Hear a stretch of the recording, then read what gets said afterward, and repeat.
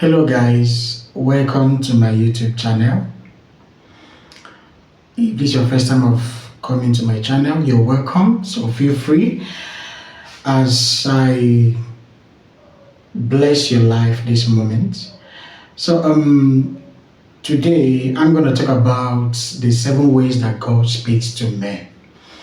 You know, people hearing from God has been one of the difficult things of Christians. Of people in the world today. People, most times, when you ask them, have you ever heard from God? They say, no, I've never heard from God. God doesn't speak to me. Even if He speaks to me, I don't know. So, most times, it's usually funny, but this video is going to explain a lot of things about the way that God speaks to men. So, one of the ways that God speaks to men is through music. You know, music is a thing of the soul. So, but music in this sense is not worship. I'm not talking about God speaking to you through worship songs, through praises and all that. That is fellowship. That is one side. When I'm just gonna push that aside and now explain to you the way that God speaks to you through music.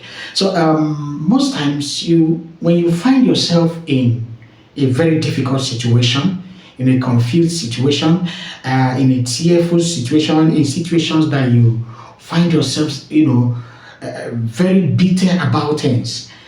Suddenly you hear that you see the sound, the sounds, the noises around you are being suspended.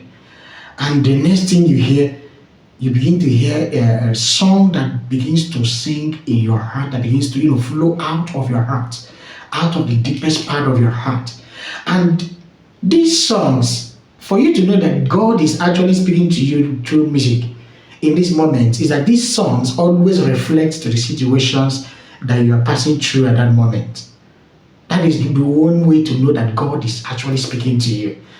And it has happened to me a lot of times, and it do happen to me even up till now. So there are times that God comes to me and He speaks to me through music when I'm confused about a lot of things, and I begin to hear these songs that begin to reflect according to those situations. It's not all about your mind going there before now. No, it's about God knowing that you are actually looking for a solution. You actually want God to speak to you, or you actually want to hear what God says about that situation. And God comes to the level of men to speak to men. So He uses music at these moments to communicate with you according to the situation you are passing through. So this music flows out of your heart. It is not something that was there before. It flows because of that situation. So God brings that music and that situation to pass a message at that time. So it is for you to be able to be spiritually sensitive. If you must hear from God, you must be spiritually connected. That is one thing. You must be connected with God at all times to hear from Him. Now, another way that God speaks to men is through human face. A lot of people have entertained angels, but you never know that God actually was the person that came to that level to speak to you. So there are a lot of people, even the Bible said that you should entertain strangers, that by so doing you don't know when angels come to you. So there are a lot of times that God uses the face of a spiritual mentor, a spiritual father. He can use the face of your father or somebody that you are emotionally connected to come to your dreams to speak to you. A lot of times God comes to that level. Most times when God wants to speak to me, He comes to your level to interact with you. Because you know that when He brings you to that level where He is, that you may actually get it confused. And you should know that God speaks to people according to their level of spirituality, according to their level of maturity in faith, according to their level of maturity and relationship with Him. So the way God speaks to you can actually be different from the way that God speaks to other people. So when you are not actually mature to receive a kind of message from God in a particular way, God might actually use a simplified method to actually come and speak to you. So God can actually speak to you with the face of people that you are emotionally connected to. Most times it can come through vision. So most times it can come through dreams. You see people speaking to you, trying to, somebody will just come to you in your dream with the solution to that problem that you have and speak to you. And you just, when you wake up, you don't take these dreams, you take them for granted. You don't take them serious. And most times, God brings these solutions and you do not understand it because you do not take these things serious. So God can actually use the faces of humans to speak to you, even in your dreams, even in the physical world. God can actually use the faces of people to bring solutions to your problems.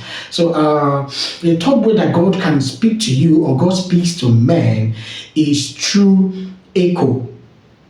Most times you can actually you can have this problem.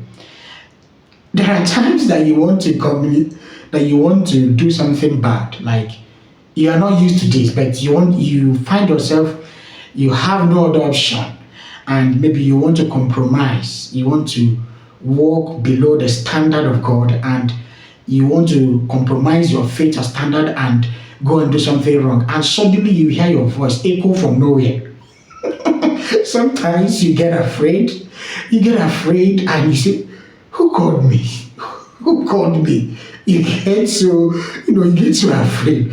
So, I just had my voice now. And they say, okay, let me go ahead with what I'm gonna do. Now you still want to go ahead. You see, he had a voice from nowhere. Echo from nowhere, from the wind, from anywhere, and you get so afraid. This is one of the ways that God speaks to you. Okay? God can actually use echo to speak to you, can actually call you out from nowhere. Remember the story of Samuel, the little boy Samuel in the Bible. When he was little, God came to him and spoke to him. He said, Samuel, Samuel. He was confused, thought that it was his master, Eli, that was calling him. He went to Eli and said, Master, Father, or whatever he called him. He said, I heard you called me. He said, no, I didn't call you.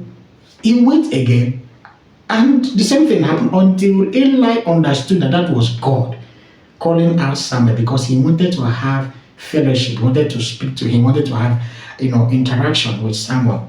So God can actually call you out through echo. So most times it is for you to be spiritually sensitive. If you must hear from God, spiritual discernment is a gift that you must have. Spiritual discernment is a gift that every believer should have. If you don't have it, fight for it, pray for it, work for it, and you will get it. So the fourth way that God speaks to men is through Rhema. Rhema is like a word that is gotten out of many revelations. People can get in Rhema through their study life. The Bible said that you should study to show yourself approved unto God. So God expects you to be studious, to have a study life with Him. And most of the times when you are studying the scriptures, that is when God comes to speak. So Rhema can also come in the place of fellowship, in the place of interaction, in the place of service. It could actually come from the mouth of a prophet, from the mouth of your spiritual father. Most times when you are under the unction of the voice of a man of God, Rhema can actually flow out of his mouth.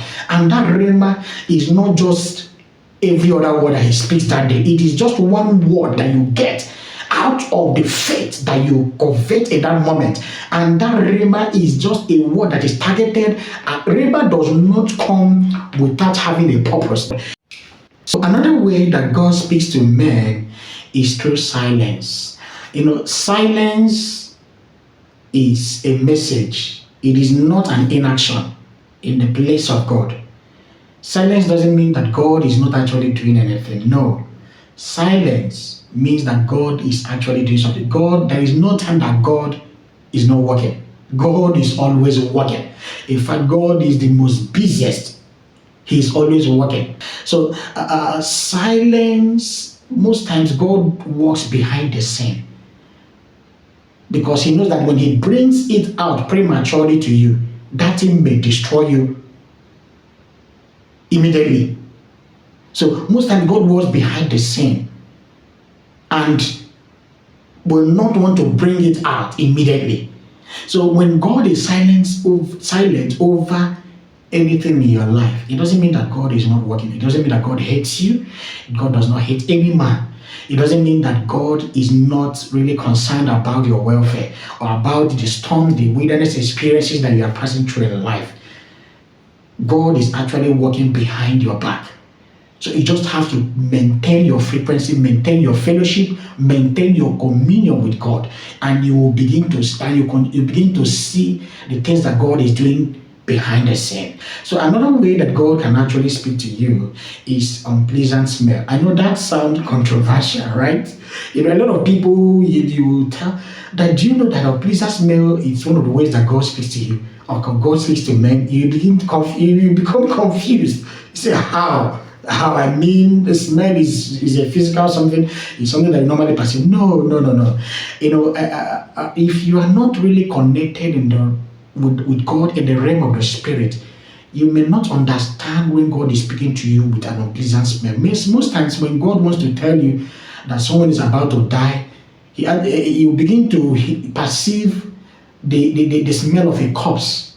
Sometimes, yes, it do happen for those who are spiritually connected with God. Sometimes you can walk into an environment that is polluted with sin, with so much corruption, and you begin to perceive a smell that no other person there is perceiving.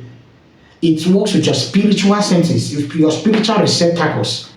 So God can actually speak to you with an unpleasant smell. It has happened to me a lot of times where I'm in an environment and I begin to perceive this unpleasant smell that no other person is perceiving. It is not from the physical activities of things around where I am, but it is because God was trying to pass a message, and it works that way. So God can actually speak to you through unpleasant smell. And now another way that God can speak to you is with objects. God can actually speak with you through objects. So a lot of times when you are in dreams, God can actually use an object to interpret a revelation.